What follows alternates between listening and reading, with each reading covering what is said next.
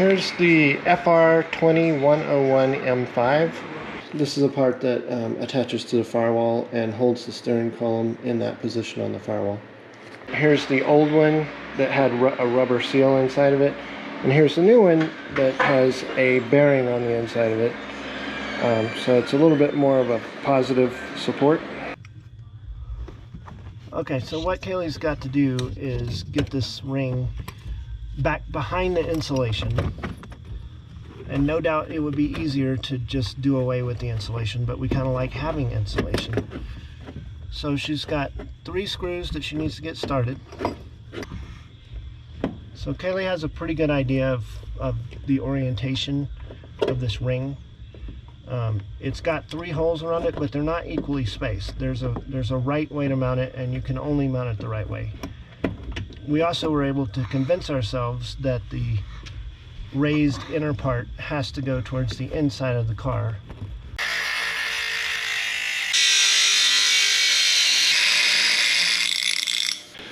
This is the factory flat spot. It basically is for accounting for a diagonal crease in the firewall.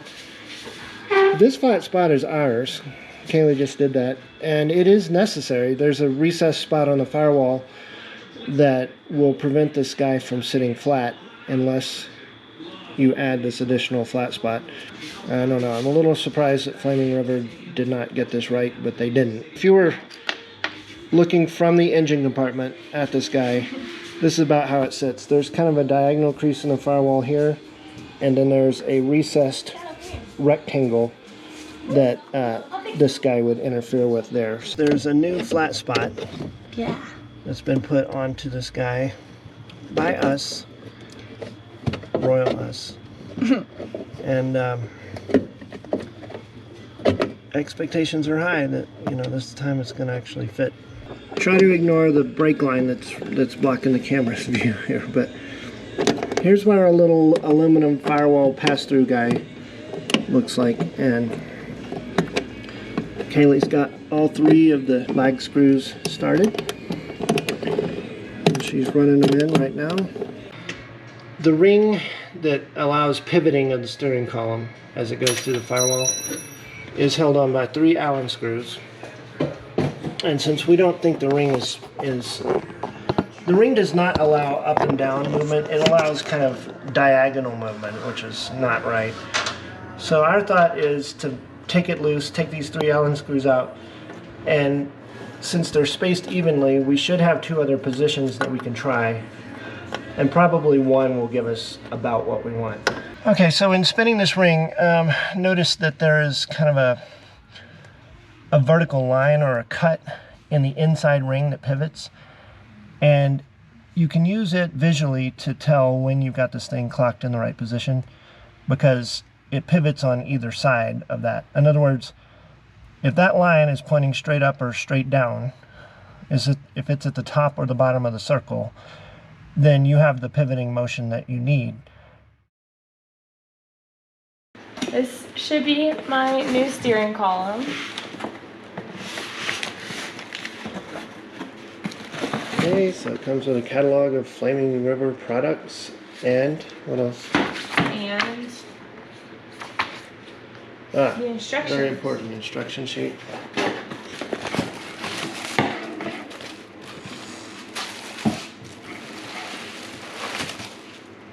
Okay, and then a nice little 68 Mustang steering column.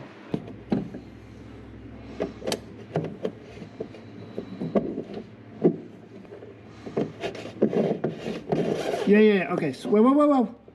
Okay, can you rotate the center shaft about 90 degrees? Okay, now lift the column up. Okay, try sliding it towards me, but lift it up a little bit more again. Okay, slide it towards, okay, you're in. So slide it a little further. Pull it back 1/8 of an inch. Pull it back 1/8 of an inch. Stop. I kind of like that as a spot right there. Okay, now that we have our shaft the right length that we want it, in other words, pushed into the U-joint the amount we want, Kailey is going to come in and put a long set screw in on the side. This long set screw is going in towards the flat-sided part of the shaft. So Kailey's coming in with one of the two shorter set screws,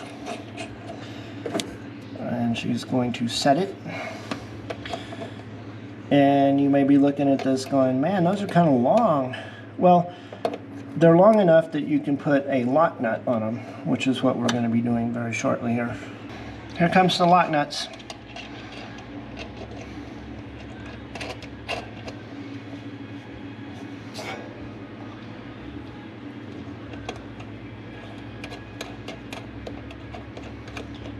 So I'm not... Okay, so make sure that each set screw is tight before doing this step. The purpose of these lock nuts is solely to make sure that those set screws never come out.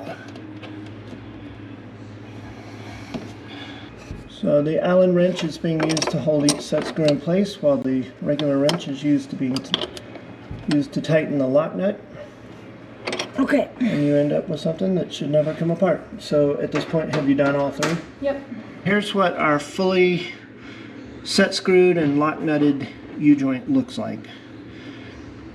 Okay, this is the old clamp that held up the steering column on the 66.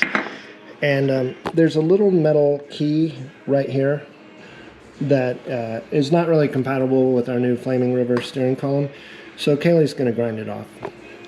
And this is the part that goes on top of the column with the old clamp, and it doesn't need any modification.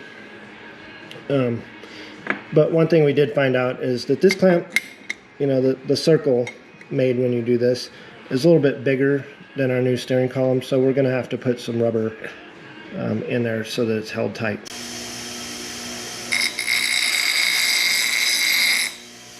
The factory steering column clamp, it was a little bit too big for the new Flaming River steering column, so this is my solution. It's just a little section of like 3/8 vacuum hose or something, and I cut a specific length and cut a slit right down the middle of it. And if you take it like this and wrap it around the steering column, it's a beautiful fit. It'll take up some space. The top part of the bracket actually goes over the steering column, and via those bolts is attached to the dash. And then the bottom part of the bracket is the more obvious part. It is U-shaped, and it goes under the steering column. Kailey's put the top bracket in place. The bolts that it slides onto can be lifted up a little, so you don't really have a problem with getting it into place. And then she's sliding a little rubber spacer between the steering column and the bracket. So she's slid a piece of rubber between the top bracket and the steering column, and is now sliding identical thickness of rubber made from the same hose into the U-shaped bottom bracket.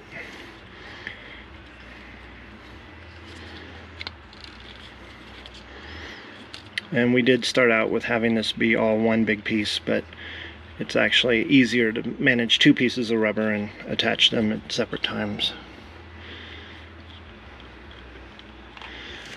So here she goes with mounting the U-shaped bracket with rubber spacer. And I'm sure she has nuts handy to get started on those two bolts. Okay. There's one nut being put into place. I know you can't quite see it, but what's happening is obvious.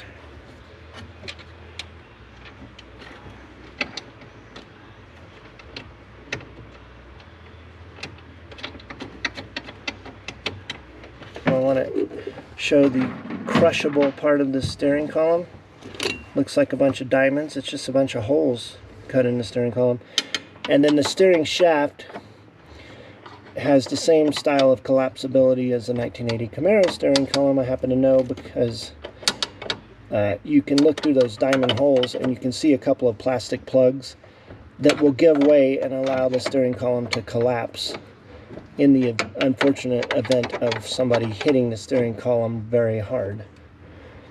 And it's way better to have the steering column give than to have your bones in your chest giving way. The one thing that you'll want to think about as far as final positioning is getting the steering column rotated exactly where you want it. And this all needs to be done before the dash bracket is tightened up. You're not going to be able to see this real good, but what's happening here is there are 2 set screws that, what do they do, Kailey? Do they stop that ring from turning, or do they actually go into the steering column and kind of grab it? And they stop the ring from turning. So there's a couple of set screws that, is it the same screws that the ring pivots on? Yeah. Okay.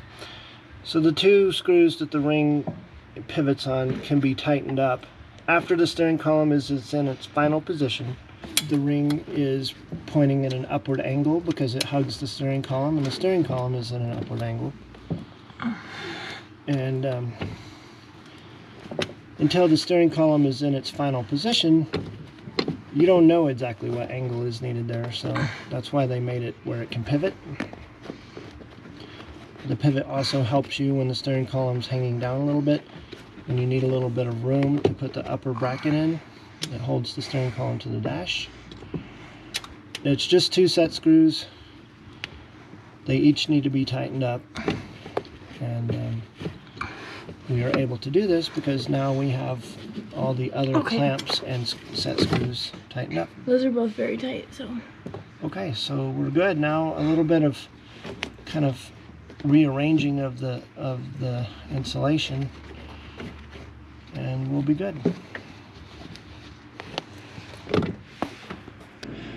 Here's kind of our completed engine compartment side of the installation here. And the one thing I wanted to mention that I feel was a mistake was putting the groove on that spinnable ring to the upside. We could have put it on the bottom, and it would have made things just look a little smoother, be a little bit better. It is an installation mistake on our part, but in our defense, there was no instructions with this plate whatsoever. Here we are with our FR20112AL kit. This came in the box with the steering wheel and was actually hidden under the foam. But what it basically is your turn signal arm, your tilt lever, and your hazard knob, and a couple of little screws to attach them. This is the turn signal arm. Came with our steering column. Okay. Does it feel nice and snug? Yep.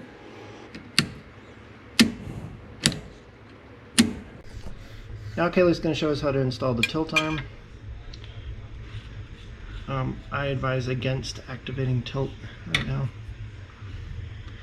Alright, so if it's me, I probably want to put a pair of pliers on there and just tighten it a little bit without damaging the finish. Alright, Kailey's now going to show us how to install an aluminum hazard switch knob on a Flaming River Mustang steering column. Flaming River did this as a set screw threaded on the outside that you thread into the steering column, and then you thread the hazard knob onto that. I would try to have about half the threads in each one, or maybe a little bit more in the plastic, because metal is a lot harder than plastic. I think that's how it is right now.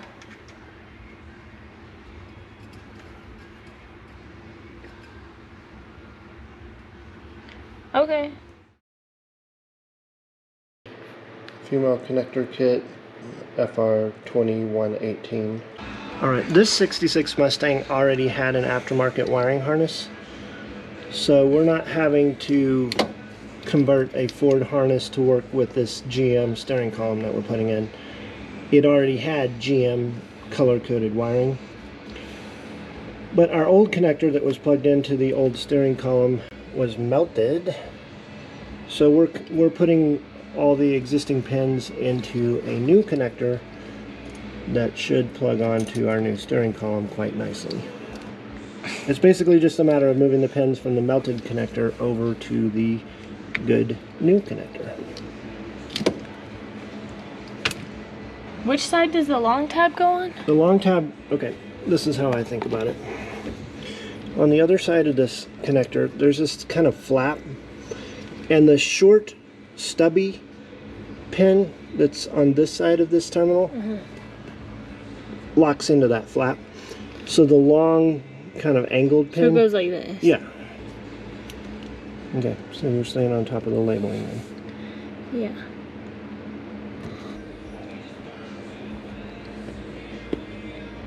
Okay, we got all of our wires moved over to our new connector that will connect to the steering column, except for these two horn wires, which these instructions right here only talk about one horn wire. I have two, and they go to a couple of empty relay sockets, and when I put a relay in there and connected power to it to see if I can honk the horn, instead I blew a fuse. So I think the horn circuits in this car are not wired correctly, and I will go back and fix them later.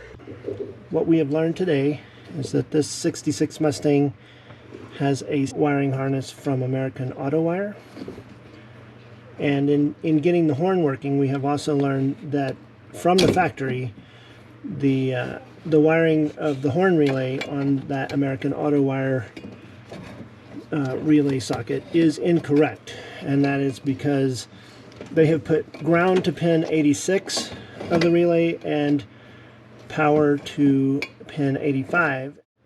Coming from the fuse block, the two black wires that were going to the steering column connector were horn ground, which if you ground it, it causes the horn to honk.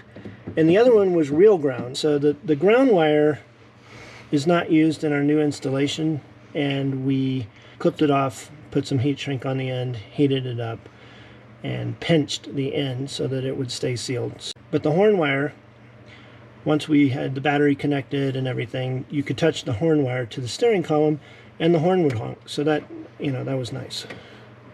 And that is using a non-diode relay in the horn relay socket of the American Auto Wire wiring harness. This is a relay from O'Reilly Auto Parts. It is made by URO, and it is a 4-pin relay, and it's going to now start being our horn relay. And most importantly, for working with the American Auto Wire wiring harness, it does not have a diode. The Flaming River wiring coming off of our new steering column is pretty long, and that's fine. I understand it's a universal column that's for many applications, but in our case, it is much longer than it needs to be, and gives us the task of doing something with all that extra wire to where it's not visible and not in the path of the brake pedal. We had to make a big loop to use up all that extra wire, and it is zip tied to this cable right here, which is actually the vent control cable.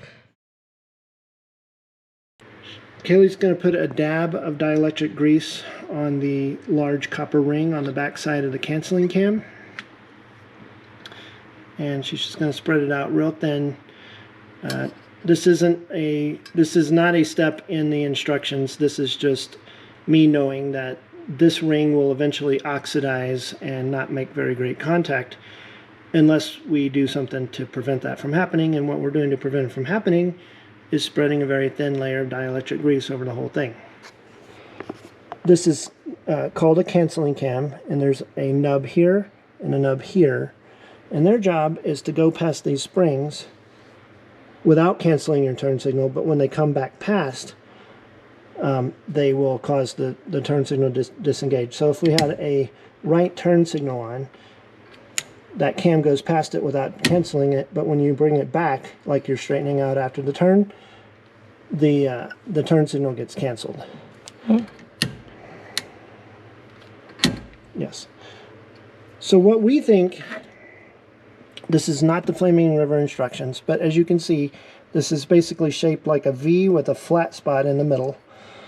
What we think is that the two bumps on our canceling cam should be basically perfectly aligned in the bottom of the valley, or the center of the valley, if you want to think of it that way. And that way an equal turn to the left or the right will cause the turn signal to cancel. If you're referring to this in clock terms, She's putting the post at about 930. So the next thing to go onto our stack is the spring. Okay, so with our canceling cam installed at about the 930 position, Kailey's bringing in the Flaming River adapter, and she's going to position it to where, if the front wheels are straight, the two steering wheel pulling holes, which is what they actually are for, are, you know, pointed straight up and straight down.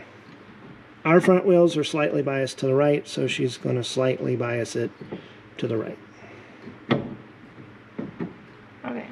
We don't ever want this steering wheel nut, which is a classic single point of failure, we don't want this nut to ever work its way loose. So Kailey's going to put some Loctite 263, which is one of the red Loctites. She's going to put it on the threads.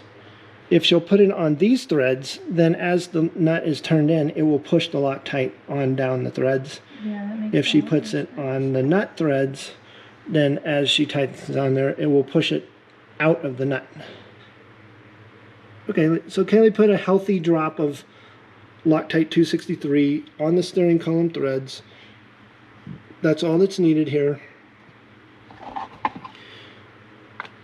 This is not required per instructions, but is just our idea for how to make that nut as guaranteed as we can make it that it will not come off. Per the instructions, she's going to tighten it until this gap right here is about a 1/16 of an inch. And I'm watching and I can tell you when to stop. Stop. Okay, here is our new horn button. What Kailey's going to do now is bend the terminals of this horn button so that it doesn't accidentally make contact. Without this step, there's a high likelihood that you would end up with the horn just honking all the time. Also, to save yourself some trouble, or to save us some trouble, we're going to clip these off here and here because we're not going to use them, and the only thing that they can do is cause trouble if they're not being used. So there's one clipped off. There's two clipped off.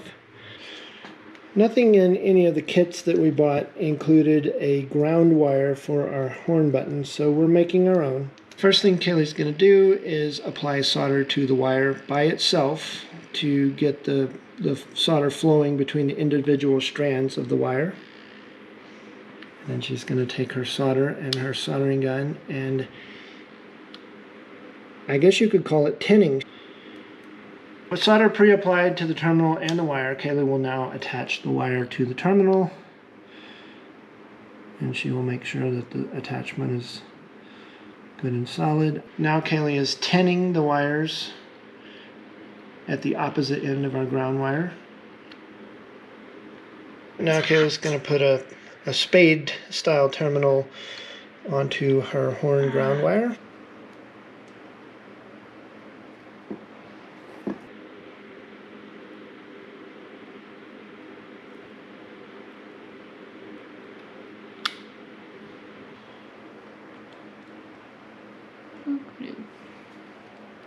We've rehooked up the battery temporarily just to test and see if our horn circuit's going to work.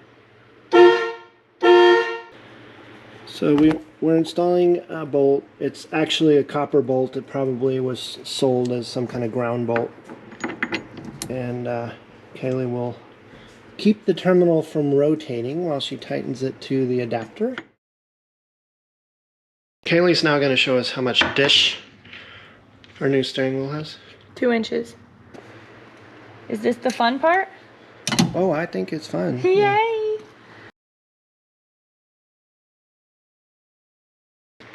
Kailey is holding a bag of black Allen head screws that came with the Flaming River steering column adapter. Are those screw heads going to fit in those countersunk holes? If they don't, I'm gonna cry. Okay. Crying is not a thing in auto restoration. Yes, it is. It looks like those screw heads are going to fit real good though, right? Yeah, it seems like it.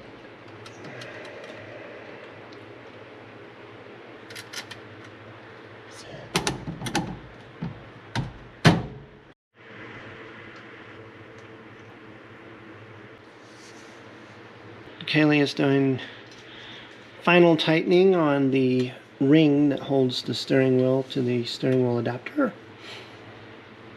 And as we almost always do, she's doing it in a star pattern, or she was.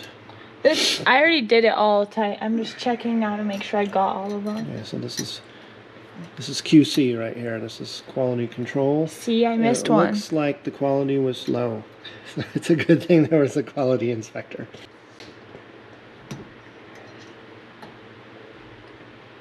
Okay. It's now good. You've checked all 9? Yep. Wow, it doesn't wiggle like my other one. That's crazy. Is it gonna look stupid or is it gonna look cute? Oh, it looks fine. It looks great, yeah, actually. It looks really good. How is the back side of that thing formed? Does it have a feature to it? Does. Look. Yeah. It's got a little lip so that it will cover a small gap, or, you know, like what we would have. If you look really close, the screw heads are sticking up just a tiny bit because the countersink holes are not quite as big as the screw heads. But this very cleverly designed horn button that we're about to install has a little lip on it, so it's going to cover them anyway. Yep. I'm going to go ahead and put these on then. So Kailey claims to have both of these spade terminals fully installed. Okay. There is an O-ring on the back side of this particular horn button, and that rubber O-ring is a holder for the button. It's supposed to hold it in the steering wheel,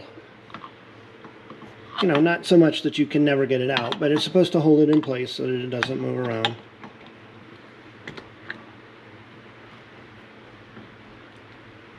Okay. It's in. First time honking my horn. It works. Alright. So it's a really nice looking setup. It's a really nice looking horn button. It's a really nice looking steering wheel. It's a really nice looking steering column.